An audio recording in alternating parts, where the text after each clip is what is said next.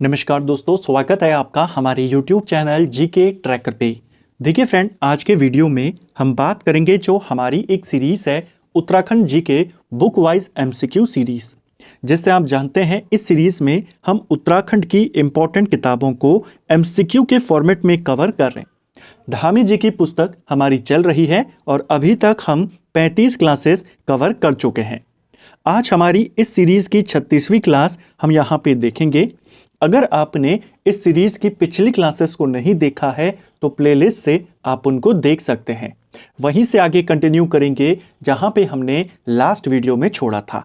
तो चलिए दोस्तों, आज की वीडियो को शुरू करते हैं। आज का हमारा पहला सवाल है, 1921 में भगीरथ पांडे ने कहां पर प्रेम विद्यालय की स्थापना करी थी? प्रेम विद्यालय किसके द्वारा स्थापित किया गया? भगीरथ पांडे के द्वारा। कहां पर इन्होंने करी? ये करी थी ताड़ीखेत के अंदर। ऑप्शन ए सही आंसर हो जाएगा। ठीक है। इल्बर्ट बिल के समर्थन में अल्मोड़ा में किसके सभापतित्व में सभा आयोजित हुई थी? इल्बर्ट बिल के बारे में हमने कई बार बात करी है। इल्बर्ट बिल जो था ये रिपन के काल में 1883 में आता है। इस बिल का समर्थन किया था भारतीयों ने। इस बिल में क्या था वो भी हमने कई बार देखा है कि जो विदेशी अपराधी होंगे या ब्रिटिश अपराधी होंगे उनकी सुनवाई या उनका फैसला सुनाने का अधिकार भारतीय जजों को दिया गया था, जिसका विरोध अंग्रेज कर रहे थे और भारतीय इसका समर्थन कर रहे थे। इसी बिल के समर्थन में अल्मोड़ा के अंदर बैठक होती है, सभा होती है पंडित बुद्धि बल्लभ पंत की अध्यक्षता में। ऑप्शन ए सही आंसर हो जाएगा। ठीक है। बंग भंग 1905 के विरोध में अल्मोड़ा के किस मंदिर परिसर में सभा का आयोजन किया गया था?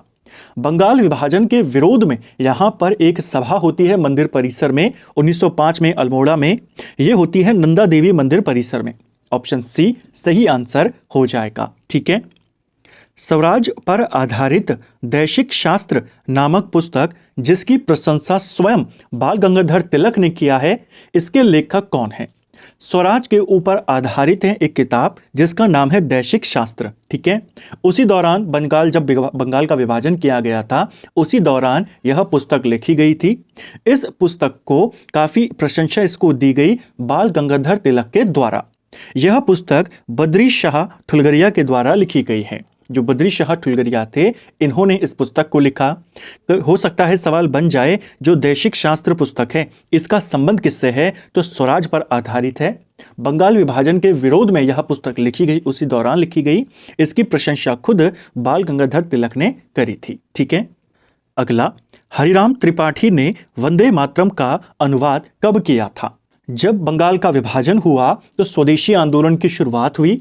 स्वदेशी आंदोलन के दौरान भारत में एक गीत सबसे ज्यादा चला, वो था वंदे मातरम। आंध्र के डेल्टा इलाकों में, तटीय इलाकों में स्वदेशी आंदोलन को वंदे मातरम आंदोलन के नाम से जाना जाता है। इस गीत का कुमाऊनी में अनुवाद किया था। किस भाषा में अनुवाद किया था? कुमाऊनी में। किसने किया था? हरिराम त्रिपाठी ने। और ये कब किया? ये इन्होंने 1906 में बंगाल विभाजन के दौरान और जब स्वदेशी आंदोलन चल रहा था तब किया था। ठीक है। तो वंदे मातरम किस आंदोलन के दौरान प्रमुख गीत बन गया था? तो ये था स्वदेशी आंदोलन। आंध्र प्रदेश के डेल्टा इलाकों में, तटीय इलाकों में स्वदेशी आंदोलन को वंदे मातरम आंदोलन के नाम से जाना जाता है। इसका कुमाऊनी में अनुवाद किसने किया है? हरिराम त्रिपाठी ने। यह किया था 1906 के अंदर। ठीक है। कुमाऊं में होम रूल आंदोलन की स्थापना कब होती है? देखिए, देश के अंदर होम रूल लीग जो बनी थी वो 1916 के अंदर बनी थी। आपको पूछा है कुमाऊं में होम रूल लीग आंदोलन या होम रूल लीग की स्थापना कब होती है? जैसे हमने कई बार देखा है इस सवाल में काफी ज्यादा कंफ्यूजन है। देश में होम रूल लीग 1916 में बनती है और उत्तराखंड के अंदर, कुमाऊं के अंदर होम रूल लीग का जो वर्ष दिया गया है वो 1914 दिया गया है। ये पेपर में भी आया था और आयोग ने इसी को सही माना था। तो आपने 1914 को ही याद करना है क्योंकि कई बार ये पेपर में आ चुका है और इसी को सही माना है। हालांकि जो सही डेट है, सही वर्ष है वो 1916 है। तो अगर 14 ना हो विकल्पों में तो आपने ओरिजिनल जो है 1916 उसी को ध्यान रखना है। कुमाऊं के अंदर होम रूल लीग की जब स्थापना होती है तो बद्रीदत्त पांडे ने एक स्टेटमेंट कहा था कि हमने तिलक वाली लीग की स्थापना करी है, जो छली बुढ़िया बसंती है उसकी लीग हमने नहीं खोली है। यानी एनी बेसेंट के ऊपर ये तंज उन्होंने कसा था। ठीक है, जो तिलक ने होमरू लीग खोली थी बाल गंगाधर तिलक ने, वो 1916 में खोली थी अप्रैल के अंदर। एनी बेसेंट ने सितंबर 1916 में खोली। तो उत्तराखंड में अप्रैल 1916 के बाद ही बनी होगी, लेकिन ज्यादातर पुस्तकों में 1914 है। 1914 ही आपको ध्यान रखना है। ठीक है, 6 अप्रैल 1919 को काशीपुर में रोलेट एक्ट के विरोध में किसने सभा आयोजित करी थी? 1919 में आता है काला कानून, जिसे कहते हैं रोलेट एक्ट। रोलेट एक्ट के विरोध में पूरे देश में प्रदर्शन होते हैं। काशीपुर में एक सभा आयोजित होती है जिसकी अध्यक्षता कौन करते हैं? गोविंद बल्लभ पंत करते हैं। ऑप्शन बी सही आंसर हो जाएगा। ठीक है, काशीपुर में 6 अप्रैल को हड़ताल भी की जाती है। पूरे काशीपुर के अंदर रोलेट एक्ट के विरोध में हड़ताल भी होती है। ठीक है, अगला, महात्मा गांधी की पहली उत्तराखंड यात्रा कब हुई थी? महात्मा गांधी पहली बार उत्तराखंड कब आए थे? ये क्वेश्चन दो तरीके से आता है। वो पहली बार उत्तराखंड कब आए और वो कुमाऊं में पहली बार कब गए। जब पहली बार वो उत्तराखंड आए थे तो हरिद्वार यात्रा पे आए थे। ये आए थे 1915 के अंदर। अप्रैल 1915 में यहां पर वो आते हैं। गुरुकुल कांगड़ी जो हरिद्वार में स्थित है वहां पे वो जाते हैं। वहां जो मुंशी राम थे उनसे मिलते हैं। तो उत्तराखंड वो पहली बार 1915 में आए। देहरादून वो गए थे 1929 के अंदर पहली बार। अगर हम कुमाऊं की बात करें, यहां से भी आता है गांधी जी की पहली कुमाऊं यात्रा कब हुई थी? महात्मा गांधी की जो पहली कुमाऊं यात्रा थी ये 1929 में हुई। 14 जून से लेकर 4 जुलाई तक हल्द्वानी से उनकी ये यात्रा शुरू होती है। ऑप्शन ए सही आंसर हो जाएगा। ठीक है, पहली कुमाऊनी यात्रा 1929 में, दूसरी कुमाऊनी यात्रा 1931 में उन्होंने करी थी। 1921 में अल्मोड़ा सीट से स्वराज दल के प्रतिनिधि कौन चुने गए थे? 1921 में स्वराज दल के 3 प्रतिनिधि, उस समय यहां पर संयुक्त प्रांत की जो विधानसभा थी उसमें 3 सदस्य इस इलाके से, उत्तराखंड के इलाके से भेजे जाते थे। 3 सीटें यहां पर थी। एक सीट थी गढ़वाल, एक सीट थी नैनीताल और एक सीट थी हमारी अल्मोड़ा। तो अल्मोड़ा सीट से कौन जीते आपने वो बताना है। 1921 में यहां पर स्वराज दल के जो प्रतिनिधि थे वो निर्विरोध चुने गए, यानी इनके सामने किसी ने चुनाव नहीं लड़ा। गढ़वाल से जीते थे जोध सिंह नेगी, इन्होंने कुली एजेंसी की स्थापना करी थी, काफी लोकप्रिय ये उस समय हो गए थे। नैनीताल से जीते थे नारायण दत्त छिंबवाल और अल्मोड़ा से जो जीते इनका नाम था कुंवर आनंद सिंह। ठीक है, तो आपसे अल्मोड़ा का पूछा है, कुंवर आनंद सिंह नाम हो जाएगा। ठीक है, ये 1921 का रिजल्ट था। निर्विरोध ये लोग यहां पे जीते। इसके बाद 1923 में संयुक्त प्रांत की विधानसभा के दोबारा से चुनाव होते हैं, गढ़वाल के लिए, नैनीताल के लिए और अल्मोड़ा के लिए। गढ़वाल से कौन जीतते हैं? गढ़वाल से जीतते हैं बैरिस्टर मुकुंदी लाल, इन्होंने हराया जोत सिंह नेगी को। जो नैनीताल वाला इलाका है यहां से जीतते हैं गोविंद बल्लभ पंत, इन्होंने हराया बद्रीदत्त जोशी को। और अल्मोड़ा से जीतते हैं हरगोविंद पंत, जिन्होंने आनंद सिंह को हराया था। ठीक है, कई बार विरोधी भी पूछ सकता है, कई बार विजेता भी पूछ सकता है। और किस सीट से कौन जीता स्वराज दल के टिकट पर, वो भी आता है। ठीक है, 1923 के स्वराज चुनाव में स्वराज दल के निम्न में से कौन कौन से नेता कुमाऊं ब्रिटिश कमिश्नरी से विजय प्राप्त करी थी? तो 3 नेता 1923 में जीते। 3 ही सीटें थी, गढ़वाल, नैनीताल और अल्मोड़ा, 3 ही जिले उस समय मौजूद थे। तो बैरिस्टर मुकुंदी लाल ये जीते थे गढ़वाल से। ठीक है, गोविंद बल्लभ पंत ये जीते थे हमारे नैनीताल से और अल्मोड़ा से जीते थे हरगोविंद पंत। तो ACD आपका सही आंसर होगा। इसके बाद 1926 में दोबारा से चुनाव होते हैं। गढ़वाल से बैरिस्टर मुकुंदी लाल दोबारा से जीत जाते हैं। नैनीताल से गोविंद बल्लभ पंत दोबारा से जीत जाते हैं। अल्मोड़ा से हरगोविंद पंत की जगह बद्रीदत्त पांडे यहां पे जीत जाते हैं। ठीक है, अगला, संयुक्त प्रांत की काउंसिल में साइमन कमीशन के बहिष्कार का प्रस्ताव मुकुंदी लाल ने रखा था, इसका अनुमोदन किसने किया? साइमन कमीशन का जो प्रस्ताव आया था यहां पर, आप जानते हैं साइमन कमीशन भारत आता है 1928 के अंदर। 1926 के चुनाव में कौन 3 लोग जीते? एक जीते थे बद्रीदत्त पांडे, एक बैरिस्टर मुकुंदी लाल और एक जीते थे GB पंत। अब आपको अगर ये बेसिक नॉलेज पता है, आपको पूछा है कि इसकी काउंसिल में साइमन कमीशन के बहिष्कार का प्रस्ताव मुकुंदी लाल ने रखा, इन्होंने तो प्रस्ताव रखा, समर्थन 2 ही लोगों ने किया होगा जो यहाँ के हैं, एक तो GB पंत और एक बद्रीदत्त पांडे। GB पंत विकल्पों में है नहीं, तो इसका आंसर क्या है? बद्रीदत्त पांडे। तो बेसिकली आपने यहाँ पे इतना याद रखना है कि संयुक्त प्रांत की काउंसिल में जो साइमन कमीशन आया था, इसके बहिष्कार का प्रस्ताव बैरिस्टर मुकुंदलाल ने रखा और इसका समर्थन या इसका अनुमोदन बद्रीदत्त पांडे ने किया था। ठीक है, अगला, निम्न में से कौन गड़ोदिया स्टोर डकैती कांड से संबंधित है? जो गड़ोदिया स्टोर डकैती कांड है इससे संबंधित है भवानी सिंह रावत। ऑप्शन ए सही आंसर होगा।